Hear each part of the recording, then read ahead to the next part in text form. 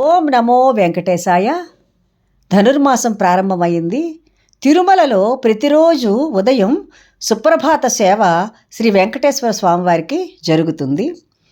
తరువాత తులసి దళాలతో అర్చన జరుగుతుంది. కానీ ఈ ధనుర్మాసంలో నెల రోజులు గోదాదేవి స్వామివారికి సమర్పించిన పాసురాలతో, అంటే రోజుకొక్క పాసురంతో ఈ సుప్రభాతం జరుగుతుంది. స్వామివారికి మేలుకొలుపుతారు. తరువాత తులసి బదులుగా బిల్వదళాలతో స్వామివారికి అర్చన జరుగుతుంది. గోదాదేవి స్వామివారికి సమర్పించిన 30 పాసురాలు ఎంత దివ్యమైనవో, ఈ గోదాదేవి అంటే ఆండాళ్ తల్లి శ్రీ మహాలక్ష్మీదేవి స్వరూపమే.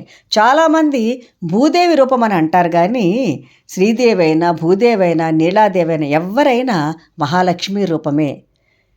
కాబట్టి స్వామివారికి ఆ పాసురాలంటే ఎంతో ఇష్టం. అందువల్ల ఈ 30 రోజులు కూడా ఆ స్వామివారికి ఆ పాసురాల సమర్పణే జరుగుతుంది. అంత దివ్యమైనవి ఈ పాసురాలు.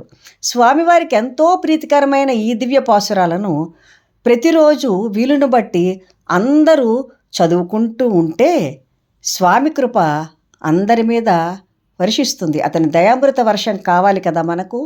స్వామివారి కృప మనకు కలుగుతుంది.